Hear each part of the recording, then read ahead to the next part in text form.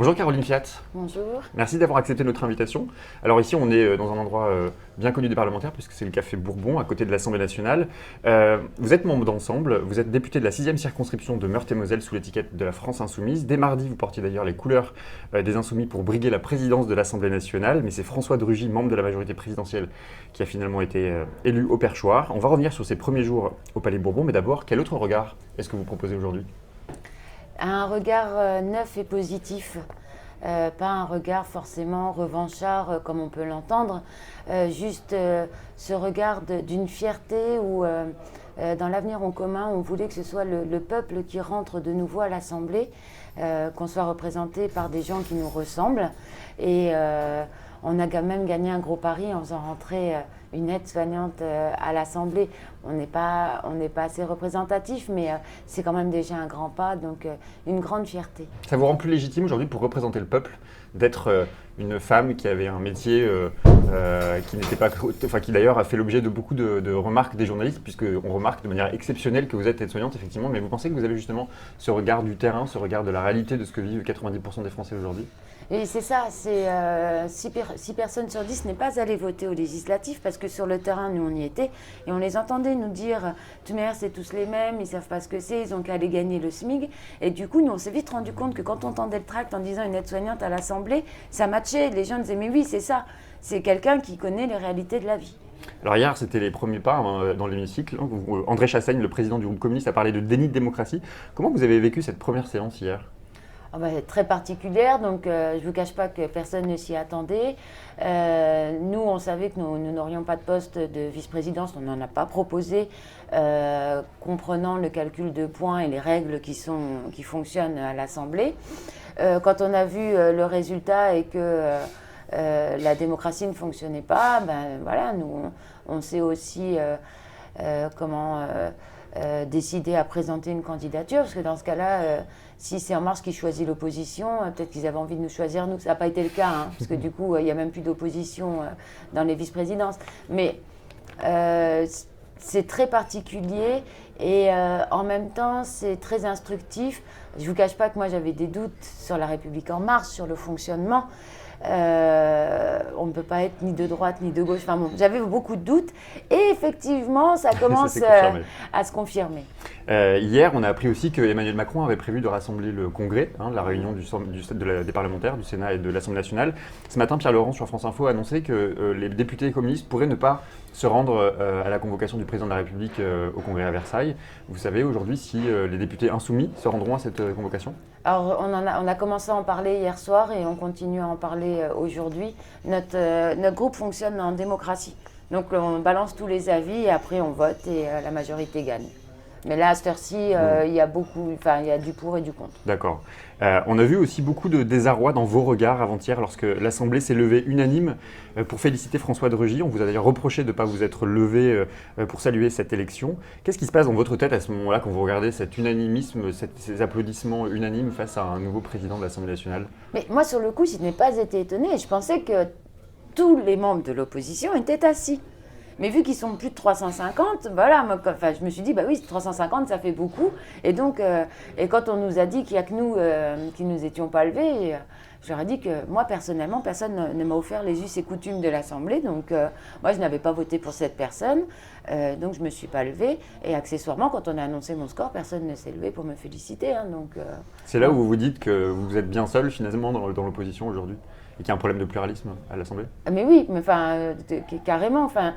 En plus, une telle acclamation, là, je ne comprends pas. En même temps, il ne nous a pas ramené une médaille d'or aux Jeux Olympiques. C'est une grande fierté pour cette personne, pour les personnes qui ont voté pour lui, mais que tout le monde se lève. Bon, il paraît que ça fait partie de l'usage à l'hémicycle, mais nous, on ne le savait pas.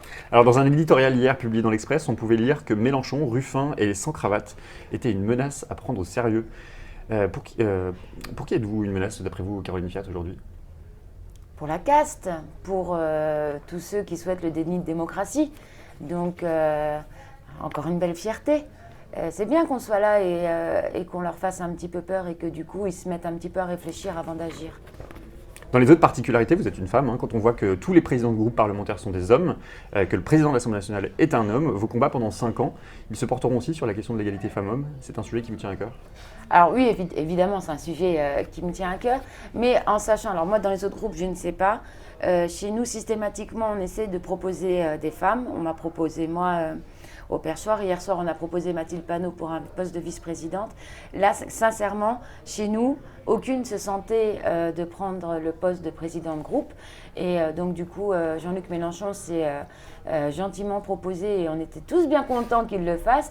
Et on va le regarder faire, mais je pense, enfin, il n'a pas signé pour 5 ans. Donc, c'est pas arrêté. Hier, je recevais le professeur spécialiste du droit du travail de l'Université Paris-Nanterre, Emmanuel Dequès. Il vous a posé une question. Il vous demande finalement si vous seriez une insoumise jusqu'au bout, c'est-à-dire en sous-texte, est-ce que vous serez capable de dire non ou de tenir tête à Jean-Luc Mélenchon en tant que président de groupe? Oui, parce que nous, on a un groupe très démocratique. Donc, c'est-à-dire qu'il y a un moment donné, quand on prend une décision, on parlait tout à l'heure d'aller au Congrès ou pas, on se pose, on discute, on donne 1, 2, 3 avis, puisqu'on peut avoir plusieurs avis. Ça fait le tour de la table, tout le monde donne son avis, du coup on entend quelqu'un d'autre. Enfin, donc c'est une vraie démocratie avec un fonctionnement où on parle entre nous, on s'explique. Et Jean-Luc Mélenchon l'a très bien dit lors d'un meeting, alors je ne sais plus lequel, mais c'est le représentant des têtes dures. Et là je pense qu'il s'est entouré des 16 plus grosses têtes dures qui pouvaient y avoir. Mais donc justement sur cette question du Congrès, vous personnellement, individuellement, vous seriez tenté de boycotter la convocation du président de la République? Sincèrement… Mais vous avez un avis, vous? Alors là, justement, j'attends les avis des autres parce que pour le coup, oui, qu'on y aille ou qu'on n'y aille pas, je vois, enfin, il y a du pour et du contre dans les deux, donc moi, je m'abstiens. Dans les sujets qui vont vous préoccuper les prochaines semaines, puisque je crois que les vacances parlementaires ne sont pas pour tout de suite, il y a la question du projet de loi travail, de la constitutionnalisation de l'état d'urgence et aussi de la politique engagée contre les migrants. Est-ce qu'un groupe unique, front de gauche, France Insoumise, Parti communiste français, n'était-il pas souhaitable pour renforcer justement cette opposition face à ces grands projets de loi? On l'a espéré, on y a cru, ça ne s'est pas fait, c'est dommage. Mais moi, sincèrement, je pense que c'est pas parce qu'on est dans 2 groupes distincts. Enfin, la preuve en est, pour le perchoir, le groupe communiste a voté pour moi. Donc, c'est pas figé. C'est pas figé et on est intelligent dans les 2 groupes pour savoir se rassembler quand c'est surtout pour défendre nos idées. Qui est votre adversaire dans cette assemblée aujourd'hui? La droite, la République en marche, l'extrême droite?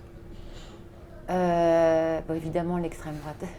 Mais j'ai envie de vous dire un peu tout le monde parce que personne… Le Parti socialiste? Mais ils ne sont pas clairs. Entre ceux qui sont présentés avec un logo PS comme ça, ceux qui sont présentés pour la majorité présidentielle sans investiture, mais même chez les Républicains, le groupe des constructifs, c'est un tel bazar, on ne sait plus qui est qui. Et c'est quand même très perturbant de ne pas pouvoir se dire est-ce que… là, va avoir lieu le vote de confiance. On ne peut pas savoir qui va voter pour, qui va s'abstenir, qui va voter contre. Donc, non, c'est très particulier. Et puis, moi, je ne trouve pas ça très sain. Mais… J'ai une dernière question. Vous venez du milieu médical, vous étiez aide-soignante, on l'a dit tout à l'heure. Aujourd'hui, dans le Parisien, 200 médecins disent oui à la proposition de la ministre de la Santé en faveur de la vaccination obligatoire des 11 pathologies. Ça vous inspire quoi, cette obligation de… vous y voyez aujourd'hui une mainmise des lobbies? Oui, non, mais carrément. Les vaccins, c'est très important. Attention, je ne suis pas anti-vaccin parce que c'est très important et ça nous a permis de faire disparaître pas mal de maladies. Mais il y a un moment donné, on marche sur la tête. 11 vaccins. Non, c'est… un vaccin, c'est quand même un virus qu'on injecte dans la personne. C'est pas anodin, c'est vraiment pas anodin. Et quand on voit que le prix des vaccins en France explose, c'est remboursé par la Sécurité sociale qui est en déficit. C'est un grand n'importe quoi. Donc, ok, moi je veux bien participer à la lecture, à voir les tests et pourquoi ils sont importants. Mais alors le vaccin, 10 €. Et je pense que du coup, bizarrement, ce sera plus obligatoire. Très bien, on suivra les évolutions de débat au sein du Parlement avec vous. Merci Caroline Fiat. Demain, pour terminer la saison des Midinales, nous recevrons le photographe Laurent Asgui. Il est connu pour avoir photographié pendant 10 ans les mouvements sociaux et notamment les violences policières dans les mouvements sociaux. Il vient de faire un parcours aussi atypique puisqu'il a suivi la campagne pendant 4 mois des candidats En Marche aux législatives. Vous avez une question pour lui ?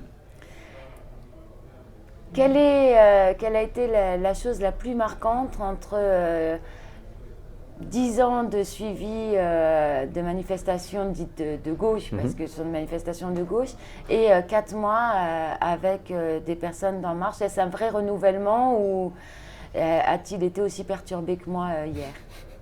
Je lui transmettrai la question. Merci beaucoup. Merci.